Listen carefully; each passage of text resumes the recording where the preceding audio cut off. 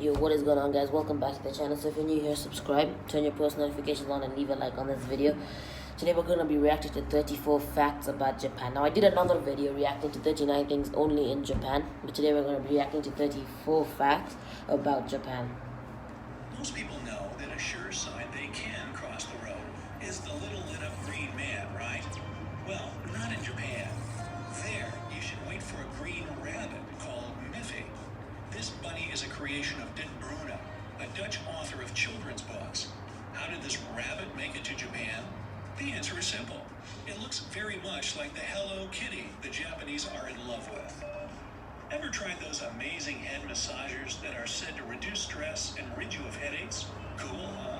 But in Japan, you can get a lazy and much more creative alternative to this advice. Well, that looks like an It's electric octopus. and looks like a big, multicolored octopus. Wow, give me two. Number 3. You're probably used to sitting on a chair when visiting a bar or a cafe, right? You might ask me, what are you talking about? What else am I supposed to sit on? Well, in Japan cafes, chairs look more like low, comfortable armchairs. And if you try hard enough, you can even lie on one of them. Such pieces of furniture are called izakaya, which is also the name of the informal Japanese pubs where you can find them. In Japan, they grow square watermelons. No, Yep. it's not a slip of the tongue. That would have been square But watermelons. they are rare. Square watermelons are rare. They produce a couple hundred square watermelons a year. These watermelons aren't genetically modified or anything like that. It's just that such a shape makes it easier to deliver the fruit to retailers. Unfortunately, most square watermelons get harvested before they're ripe, and therefore, they're not meant for eating right away. But if you decide to get one, its cost will be impressive, about 15 to 20 bucks. Pringles have been incredibly popular all over the world for decades. However, when you buy Pringles in Japan, you don't get a tube of potato chips. You get noodles. Yep. Oh my Pringles God. is a noodle brand, and the Japan just does everything different from the world. Japanese eat this ramen very often. Usually, a coffee machine is a simple thing. Several buttons for choosing a drink to your liking and standard paper cups. In Japan, however, a coffee machine is so much more. First, there's a service that lets you order your coffee in a special app and pick it up in the most conveniently located store at a particular time. But on top of that, you get your drink That's not so in a extra. plastic What? or paper cup, but in a bottle that can be customized with the help of multicolored tags.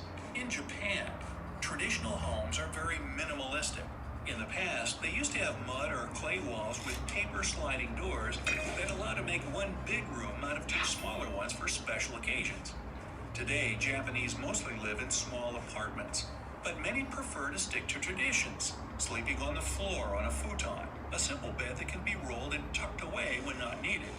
Long There's time ago also they used a to sleep on great the floor. Japanese invention Yeah, I to know make my you history. warm and never want to leave home. Kutatsu. It's basically a big and wide blanket covering a low table frame, and the tabletop is laid over it. There's a heat source in the middle, usually electric, and built into the table. This way, you could lie cozily under the blanket and have your tea right in front of you. In Japan, there are generally no names for streets. The whole city is divided into blocks, each with a number. It might seem puzzling at first glance, but it's actually easier to find the block you're looking for. The same system exists in Korea. If you're in Japan and some mysterious man in a uniform starts stuffing you and everyone else into the train, don't worry, it's totally normal. And this guy's just doing his job. He's the stuffer, and you're the stuffee. If you ever go on a first So date funny. in Japan or Korea, don't be surprised if the person across the table asks, "What's your blood type?"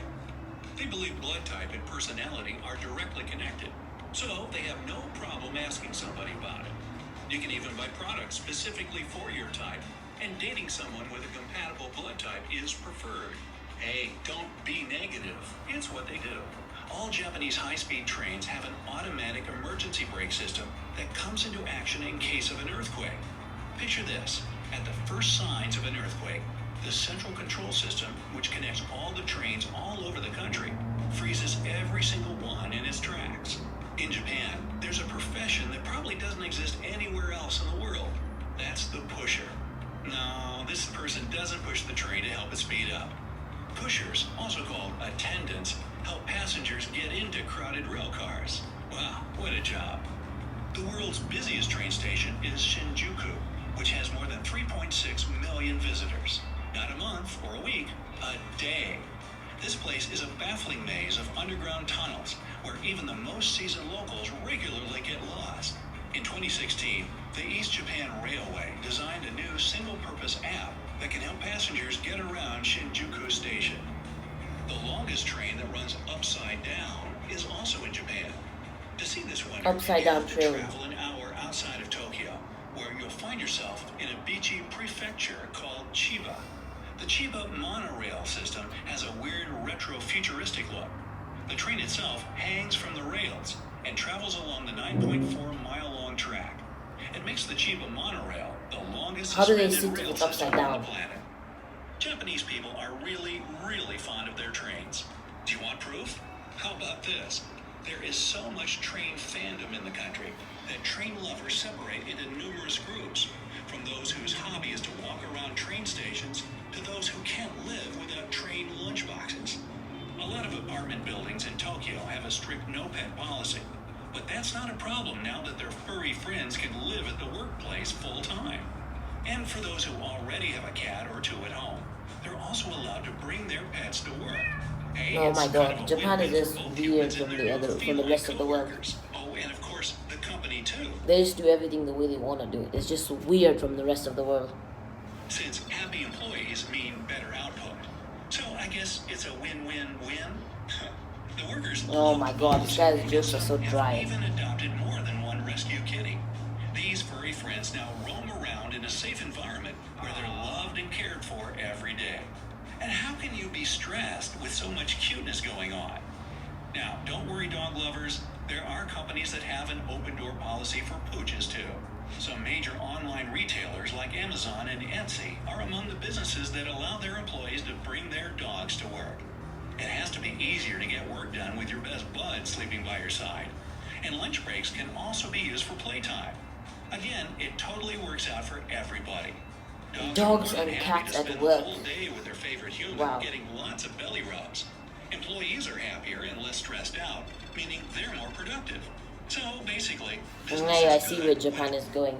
They're playing the mind games, alright? They're playing the mind games. The rest of the world tell you not to bring your pets, but Japan say bring your pets, alright? Because they know what's good for the human mind. Anyways, let's keep There watching. are pets in the office. Water-saving sinks. They're Oh, I heard located about right this. over the You toilet wash your taps. hands, it goes to the idea toilet. is simple. First, you wash your hands over the sink, then the sink water goes straight into the toilet tap. Imagine it being the other way around. You use the water in the toilet, then it goes to the sink. Oh my god, that would just be disgusting. And finally, you flush the toilet when you've done your business. So you save water by using it twice. Aren't you glad they don't do it the other way? Strange mayo. No, Japanese mayo doesn't have any special recipe or ingredient. But they don't eat it with salads, meat, or sandwiches. In Japan, people usually use it as a topping for ice cream. Oh, or on ice cream. pancakes. Oh my god, who uses mayo for ice cream? But we don't discriminate. We don't discriminate. If Japan want to use it for ice cream, they can. Made with mayo. Nothing better. Naps at work. In Japanese culture, dozing off at the workplace or in a mori is considered a sign of being a hard-working person who's Yeah, you very see, Japan committed to knows their the job. mind games. That's why in a Power mori is naps. so common, and no one thinks it's a bad thing. Some people even fake it. World's shortest escalator. You can find it in the This is basement just a of waste Moore's of time. department store, which is located in the city of Kawasaki. The escalator has only 5 steps and is only 33 inches tall. Well, that's one small step for a man. Okay. Canned food restaurant. Eating canned food may not sound like a delicious treat for you, but there's a whole chain of restaurants Oh my all over God. the country where they serve only canned food. Canned They're salmon, pretty that popular tastes since disgusting. clients can choose from 300 varieties of food from all across the world. Doll Village. The village of Nagoro used to have a population of 300 people, but less than 40 residents live there now. A local artist, Tsukumi Ayano, made over 300 life-size dolls, most of which look like former residents, and they're located in various states of action. For example, there's a whole classroom of them in the village school that was closed a while ago. No fours. It's common for Japanese culture to avoid the number 4 because No, it's because it's considered bad to be luck very in their unlucky. country. That's why some buildings don't have a 4th floor.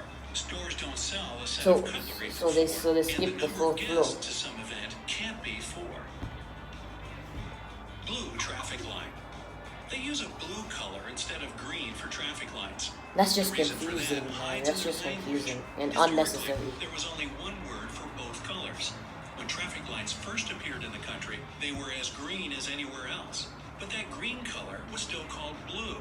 To make things right, the government decided to use the bluest shade of green possible. Okay?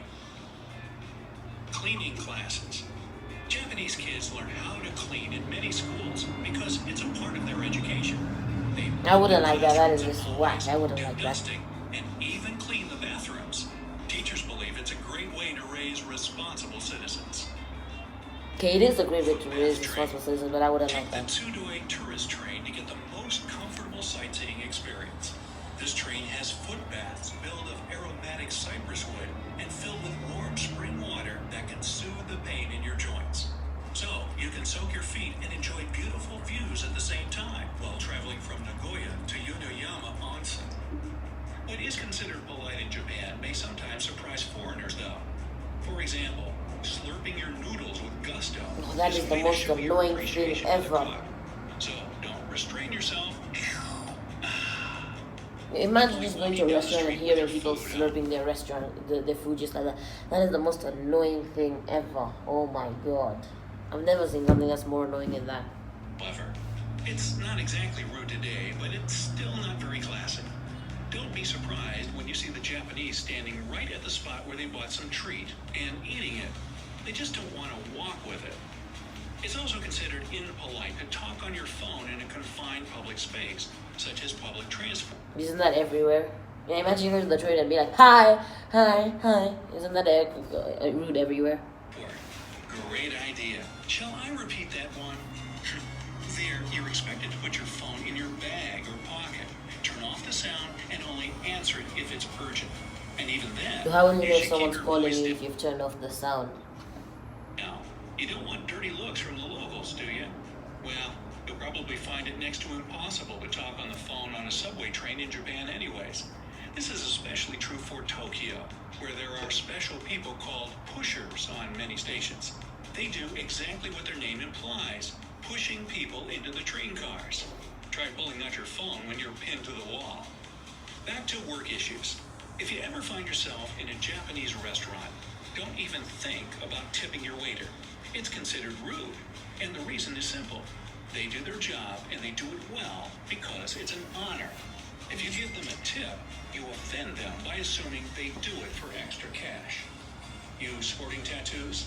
Then So guys, that was the video. If you're new, be sure to subscribe, turn your post notifications on, leave a like on this video, alright? And I'll see you in tomorrow's video.